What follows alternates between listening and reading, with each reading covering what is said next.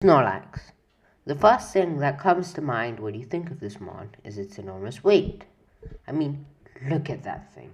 Heck, even the Pokédex says its children use its belly as a trampoline. Now, what if there was an entire playthrough of a game with that concept of heavy Pokemon? Pokemon that break the scale heavy. Today, I am here to put that idea into practice. I am going to play through Pokémon Shield with only heavy Pokemon. Rules.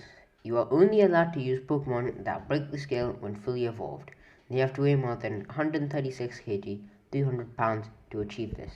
They also have to be naturally heavy, so weight altering abilities, for example, heavy metal, are not permitted. You must play on set battle style, and you are not allowed to level past the next gym leader or champions after all gyms are beaten. Highest level Pokemon, level cap rule. No legendaries. Before we get into the run, please subscribe so that I can grow my channel and continue making videos like this. With that said, let's get into it. Now, we all know that all journeys start with a starter Pokemon, right? No, not the one I have right now. I mean the one I am catching right now, a Galar in the wild area.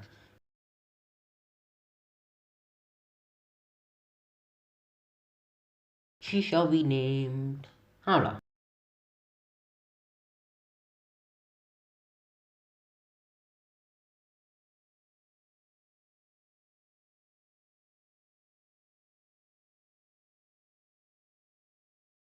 In the same area, I also caught a Mudbray, which I named Steed.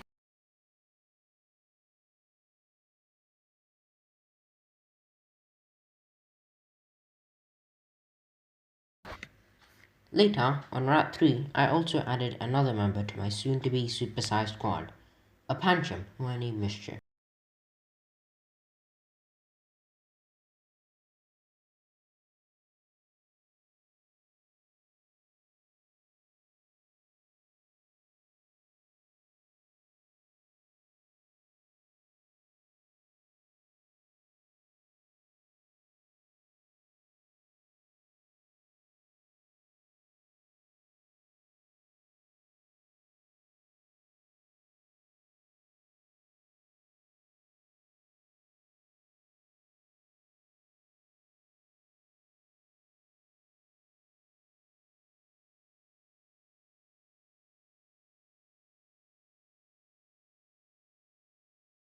On to the first gym now.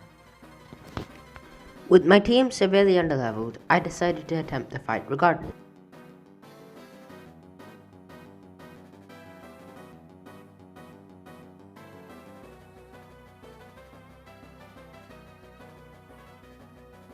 Howler handled Gossifleur without too much issue, but was left in yellow health by the end of the bout.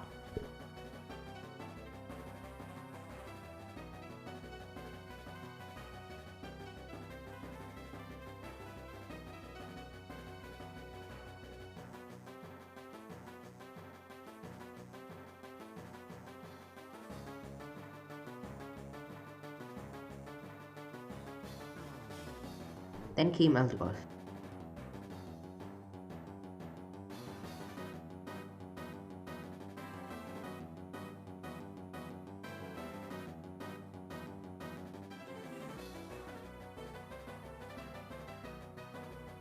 Desperate to end the fight quickly, I Dynamaxed Howler and expected it to live on that strike, but unfortunately this was not the case.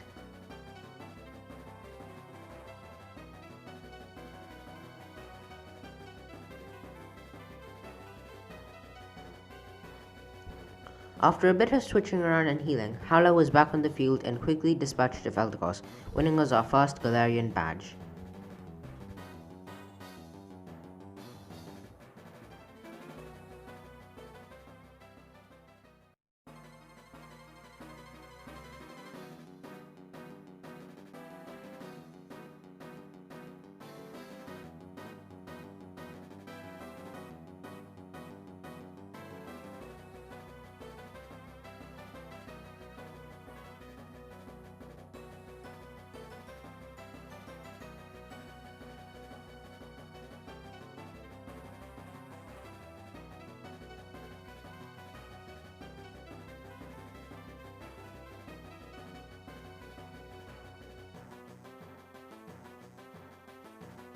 On to the next gym.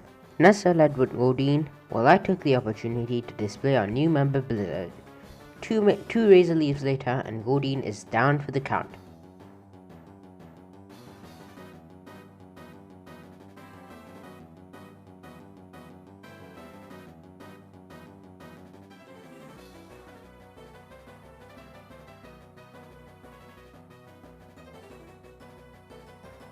Next came Aracuda. Once again, I went for a Razor Leaf, but annoyingly, this stupid fish managed to flinch me with Bite. Unfortunately, that was the last of Blizzard's antics. The rest of the battle was pretty boring, so I'll skip over it. We won our gym badge and we went on our way.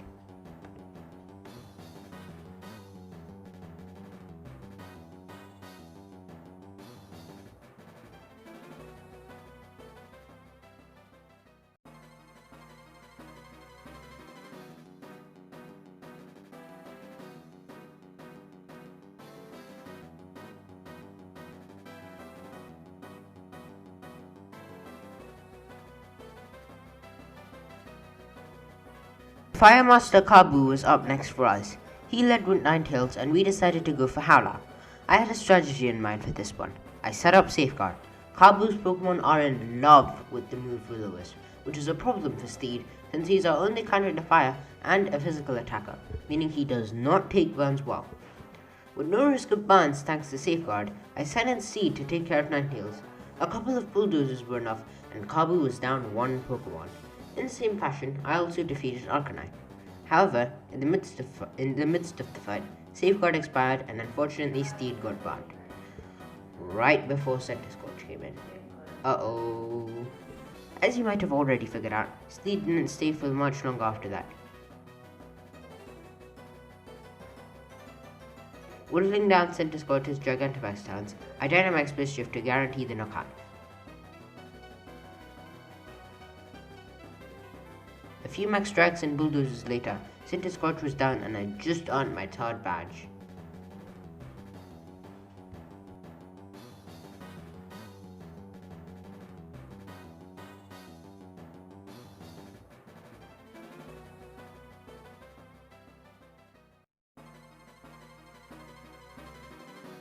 A spur for the moment capture occurred, which resulted in no recording and a new team member. Oops. Alistair leads with Yamask, while I lead with Blizzard. Two Razor Leaves were enough for the knockout, and Alistair was down one Pokemon.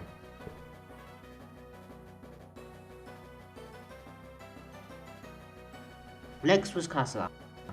Blizzard manages to strike fast with a Seed Bomb that does a good chunk of damage, but not before a super effective Ancient Power puts an end to any further plans it had.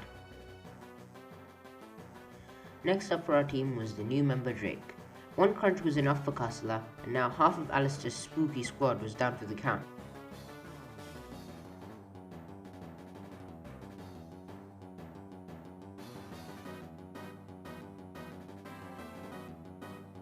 The third member of Alistair's team to come up to the plate was Mimikyu.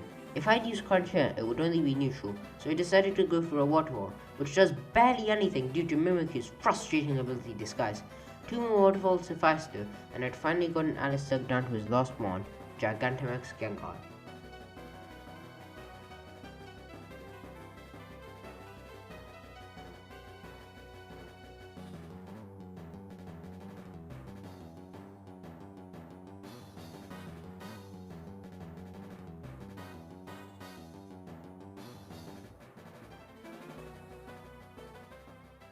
A devastating G-Max Tara left Drake down to just 16 hit points, but in spite of this, she still managed to score a decent chunk of damage with Crunch before falling to a max ooze.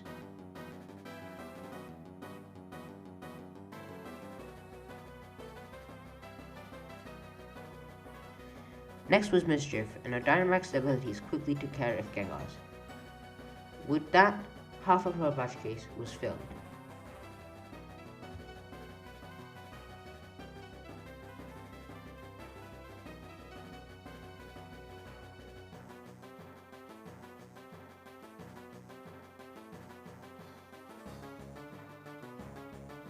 Next up was the Fairy-type user Opal. She led with Weezing, while I led with Steed. This brilliant play costed me a turn, however, as I forgot Weezing had Levitate. Opal asked me what her nickname is, and being a magic user naturally led me to answer soon. My efforts were rewarded with a half drop in speed. I had one more trick up my sleeve though, Heavy Slam, a powerful move whose effect was supercharged due to Mudsdale's enormous weight.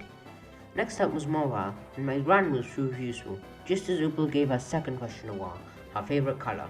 I answered pink and was rewarded with another harsh stat drop. A couple of high horsepowers later and Mobile was out of the match.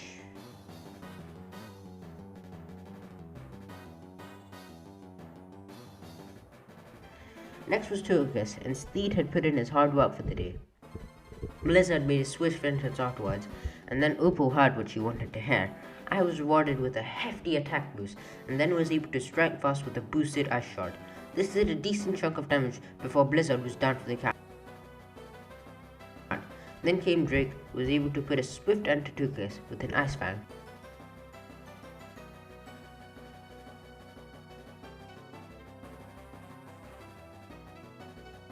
Opal then revealed her trump card, G-Max Alchemy. Drake was able to put in a decent chunk of damage with Norval, before falling to a very delicious max finale.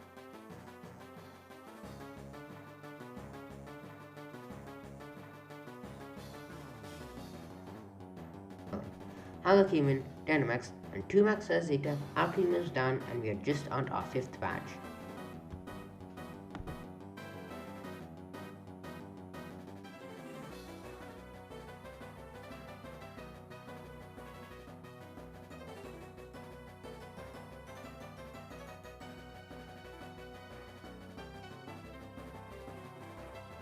Next was Melody, and Howler absolutely massacred her team, making quick work of Frostmoth and Zenwood Darmanitan, as well as Ice Cube, before she hit a pothole when Lapras came out.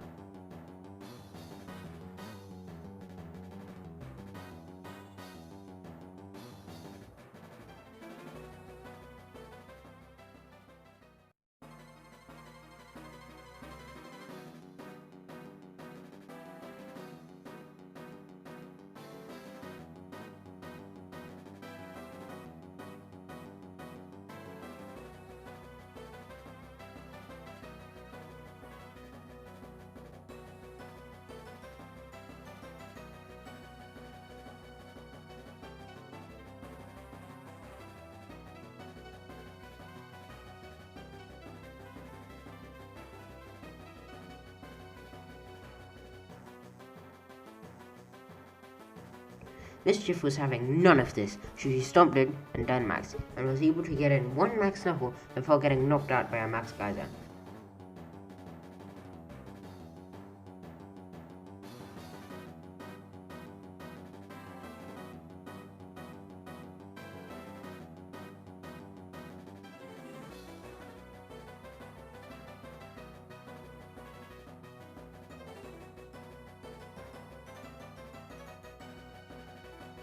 Then came in Blizzard, spelling the end for Lapras' G-Max stands. 2 raised leaves were enough, and just like that, we had earned our 6th badge.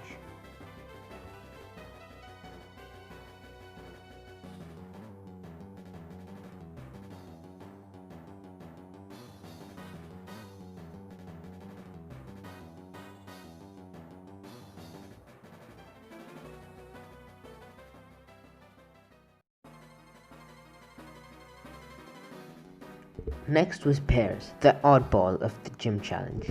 Since Mischief was pretty tired out from battling all of the gym trainers, I decided to lead with Sleed. One Earthquake did a decent chunk of damage to Scrafty, and the following Double Take did a bit more.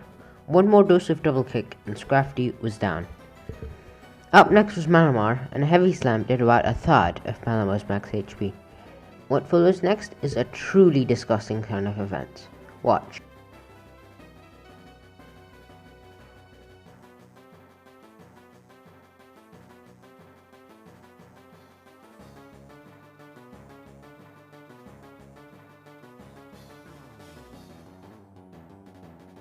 That's right, Earthquake missed not 1, not 2, but 3 times. Insanely bad luck on my end, but it is what it is. Anyway, another Earthquake took Malamar down to yellow health, and by this time Steed was down to just 4 HP. Steed was pretty tired, so I swapped him out for Hala. One extreme speed was enough, and half of Pierre's team was eliminated. Then came out Obstagoon, a frustrating obstruct harshly lowered defense, and the next flare burst barely put a dent in Obstagoon's hit points. However, it did manage to score a bun, and the Rocky Helmet also helped out.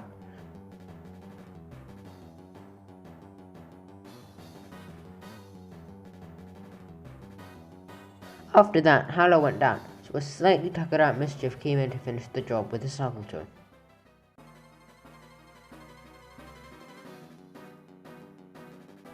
Finally came Skuntank. Its Sucker Punch barely put a dent in Mischief hit points, and a retaliatory Circle Through did a sizable chunk of damage back. The next Circle Through left Skuntank on the brink of fainting, and wanting to conserve PP, I called for a Dark Pulse. That was enough for the win, and we had earned ourselves the very creatively named Dark Badge.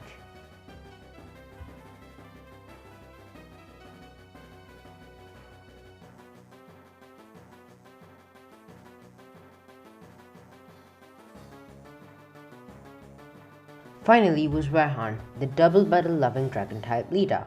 Steed and Drake start us off, while Raihan leads with Flygon and Gigalith. A tremendous 4x super effective Ice Fang from Drake to Flygon puts the latter in yellow health. 2 Earthquakes from Steed also get Gigalith down to red health, and 1 more Ice Fang from Drake takes out Flygon. In Flygon's place came Sandaconda, meanwhile Steed manages to fell Gigalith with yet another Earthquake. Then a Hydro Pump from Drake punts Sandaconda into the red. In Gigalith's place comes Raihan's trump card, Gigantamax Duraludon. Not wanting to be left out of the Dynamax party, Steed follows suit and transforms in his respective giant form. Blizzard comes out in place of Drake, who fainted amidst the chaos. She fells Sandaconda quickly with an Ice Shot. 2 more MX Quakes from Steed defeat Duraludon, and with that, we have all 8 badges and are ready for the Pokemon League.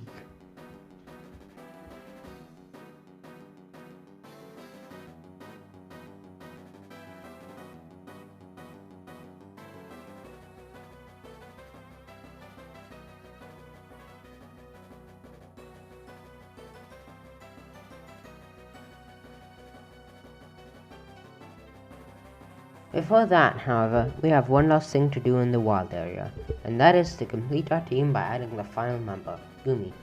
After some Ultra Balls and a bit of weakening, Gumi was mine and I could immediately evolve into Gudra due to rain in the overworld.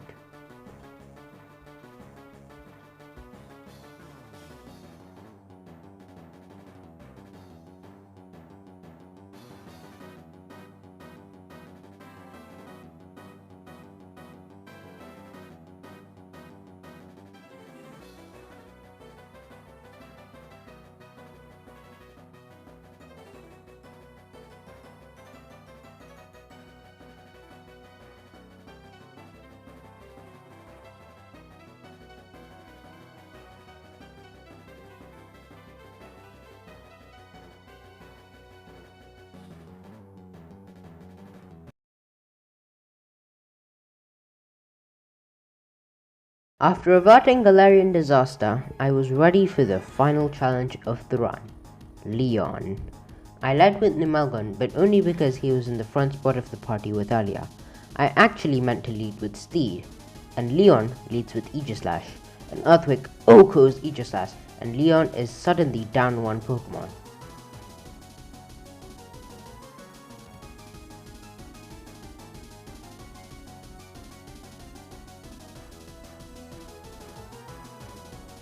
Next comes in Seismitoad, and I recalled Steed for Blizzard. A Toxic puts a persistent dent in Blizzard's hit points, but she manages to retaliate with an explosive Seed Bomb, which once again OHKOs. Then came in Cinderace, and I recall Blizzard for Drake. Drake manages to score a great hit with Hydro Pump, before falling to Acrobatics.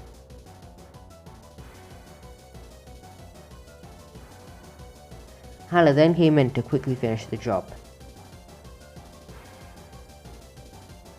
Next came Haxorus, and I used Hala to cover for Blizzard while I healed her up in the background.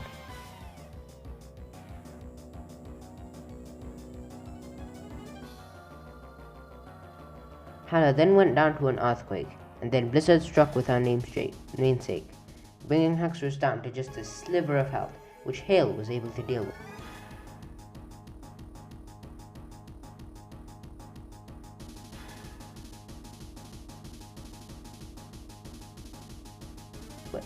Next came Dragapult, and I kept Blizzard in. However, Flamethrower meant Blizzard didn't stay for much longer after that. A crunch from Mischief echoes after though.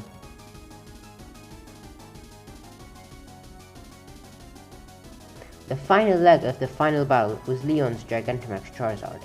Amazingly, Mischief loved me so much it toughed out an incoming Max Airstream and dealt a small chunk of damage with Crunch, before it ultimately fell to heal damage. Now I was ready to bring out my counter to this fiery beast, Numelgun. A Max Geyser does a good chunk of damage and also gets rid of Hail as a bonus. One more Max Geyser was enough and we are done it. We had just beaten Pokémon Shield using only heavy Pokémon.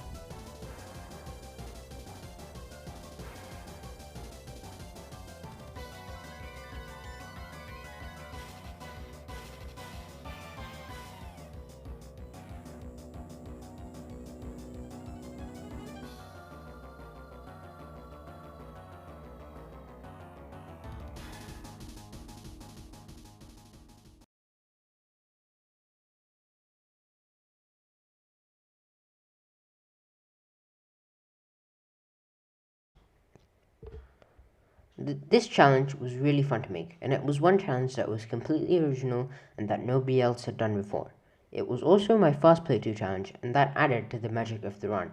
It made me use Pokemon that I'd otherwise ignore or brush over, such as Abomasnow or Mudsnail. It was also pretty fun to hear the crash sound effect whenever I'd send out a Pokemon, especially Mudsnail. When making this video, I was also heavily inspired by this channel called Enter the Unknown. I'd always loved the challenges he'd make, and that motivated me to make one of my own. Thank you so much for your continued patience with the channel. It really means a lot to me.